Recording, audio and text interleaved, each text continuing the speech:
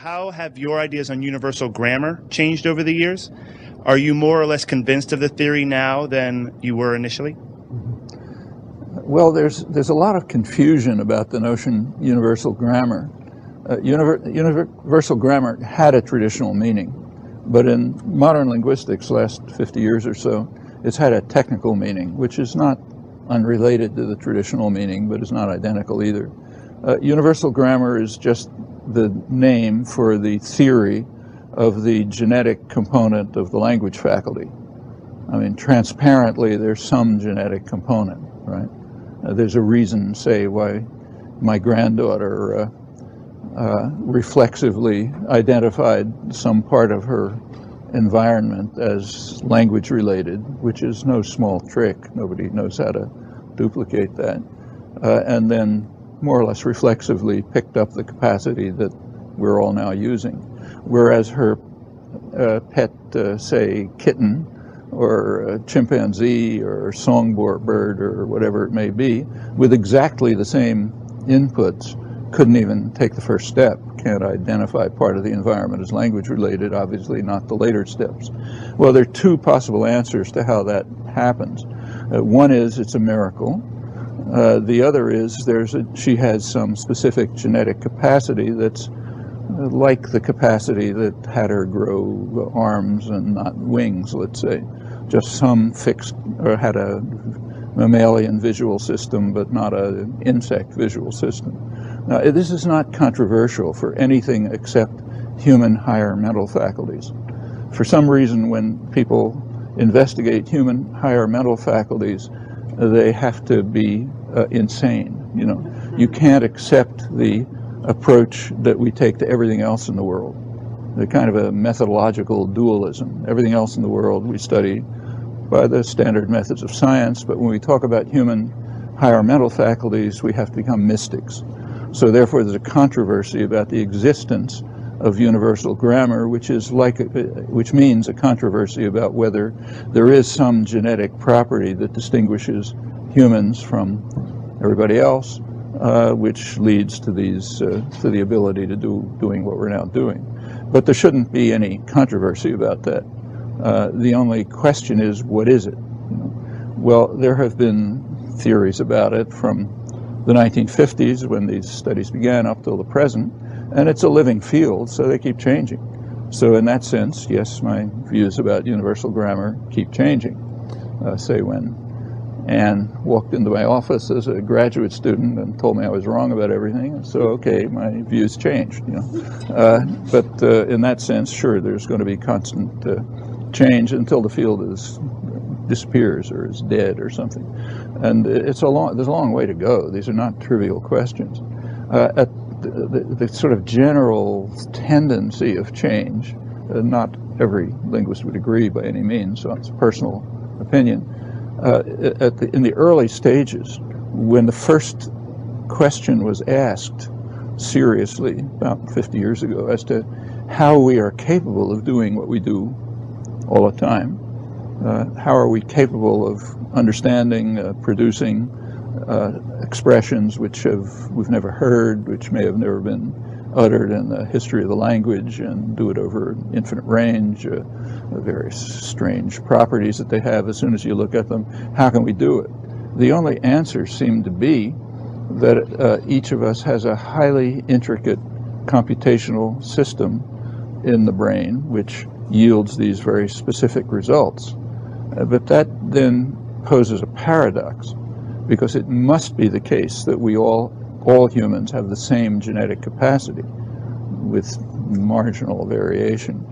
The reason is, if you take a child from, say, a hunter-gatherer tribe in the Amazon, and the child is raised in Cambridge, Mass, may just become a graduate student studying quantum physics at MIT with no difference from anyone else, and conversely. So we all have the same capacity, and it's more or less understood why. The capacity developed very recently in evolutionary time, and probably in some window between 100,000 and 50,000 years ago, something like that, and that's just a flick of an eye. So whatever happened never changed, except extremely marginally. So we're all fundamentally identical for all practical purposes. Human genetic variation is very slight anyway, superficial differences, but not very profound. An outside, say an extraterrestrial observer looking at us the way we look at frogs would say there's only one human and one language with minor variations. So on the one hand, it's got to be uniform. On the other hand, it seemed to be the case that each particular language had a highly intricate and complex system of rules, computational system, and they're very different from one another. And that is a paradox, in fact, a serious paradox. Well, over the years, there have been efforts to deal with it, to try to overcome the paradox. A major step was taken, and here views on universal grammar, at least for many of us, did change radically, was around 1980. You were there, yeah. It's her fault. When a different view of the matter sort of crystallized, what's sometimes called the principles and parameters view. The picture that that there are fixed principles which are really invariant. Nobody has to acquire them. They're part of universal grammar. And then there's a number of options that can be taken, called parameters, that the child has to pick up from experience. And they have to be pretty simple. You have to be able to pick them up from limited evidence, because that's all there is. So, for example, in some languages like English, it's called a head-first language. So the verb precedes the object, and a preposition precedes the object of the preposition, and so on. Other languages, like, say, Japanese, are almost the mirror image. The verb follows the object, the postpositions, not prepositions, and so on. So the languages are virtually mirror images of each other. And you have to set the parameter. The child has to set the parameter which says, am I talking English or am I talking Japanese? And that can be determined from very simple data. So that's a reasonable choice of a parameter. And the hope was that you could find some finite set of parameters, like a finite switch box, where you set the switch, the child has to set the switches one way or another, and can do it on the basis of fairly simple data.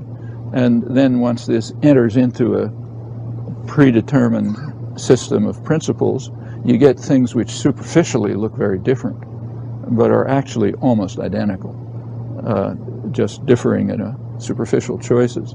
Well, if you could work that out, you'd have solved the paradox. It's a long way to work that out. But that made it possible, at least, to confront the issue seriously without facing an immediate near self-contradiction.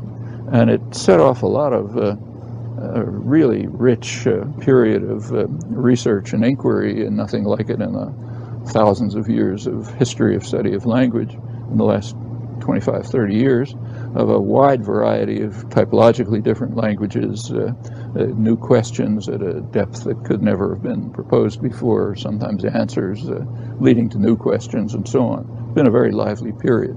And it also raised another question. What about the principles? Where do they come from? And the fact, the choice of parameters. Where do these things come from? If they're in universal grammar, if they're part of the genetic endowment, then they had to evolve somehow. But not a lot could have evolved because it's too recent. You go back 100,000 years, there's, as far as we know, nothing. Humans had the same anatomy. Anything that's preserved in the fossil record is about the same, hundreds of thousands of years back. So some small change must have taken place in the brain, which somehow allowed all of this to suddenly blossom. And pretty soon after that, again in evolutionary time, like maybe a couple of tens of thousands of years, which is no time at all, humans started leaving East Africa, where we all come from, as far as anyone knows. So some small group developed this system and then spread all over the world, and now they're all essentially the same. But what evolved in that short period of time cannot have been very complex. You wouldn't expect a series of extensive stages, like, say, development of limbs, millions of years. Therefore, what you'd predict is that some other principle external to language, maybe some principle of nature, a principle of computational efficiency or something like that, which is not specific to language, interacted with a small mutation which just gave rise to universal grammar. Well, that sets forth a new goal of research, to see if you can determine that the principles themselves do not have the intricacy that they appeared to have, but are actually the result of application of non-linguistic, in fact, maybe non-human principles, like general principles of computational efficiency, to whatever small change took place. And the small change was probably the capacity to carry out recursive enumeration, basically, the capacity that gives you the number system, for example, to take two objects already constructed in the mind and make up a new object out of them, and then keep that process up indefinitely, so you get an infinite array of possible expressions, each with some semantic interpretation and some mode of externalization, speech, sign, whatever it may be. That would be, and the goal would be to try to show that that was essentially instantaneous. Once the small mutation took place, given this operation, the recursive enumeration operation, that allows you to create a discrete infinity of expressions, structured expressions. Well, that's at least a feasible picture. The trick is to show that it's true, or how close it is to true. Can you cut away at the apparent complexity of the principles and show that they can actually be accounted for in terms of general principles that hold for organisms generally, perhaps, and maybe even elsewhere in the physical world, and that are instantly or almost instantly applied once the original move is made to whatever small move it was to produce the capacity for recursive enumeration. Well, that's a goal. It's far from being attained, but in the last 15, 20 years, there's been considerable progress towards it. That is, a lot of things that it seemed 20 years ago you had to assign to the genetic endowment have now been rather plausibly shown to be possible consequences of just application, particularly of principles of computational efficiency, to a system which had only the ability to construct an infinite hierarchy of expressions. And that, we don't know enough about the brain to know how that might have happened, but that could have been a very small mutation, just changing something in somebody's genome and then spreading through the small breeding group. So that, in that respect, it's a goal, and steps have been taken towards it. But you would expect that something like that ought to be true, just from what's known about the history of evolution of Homo sapiens in very recent times, without much opportunity for selection to have had any effect. Maybe a small effect, but not much. So that's, I think, that's the tendency of thinking, at least my thinking, and many others, on how theories of universal grammar have changed. But the idea that there is universal grammar, that it exists, that can't be controversial, unless you believe in magic, for the elementary reasons that I mentioned.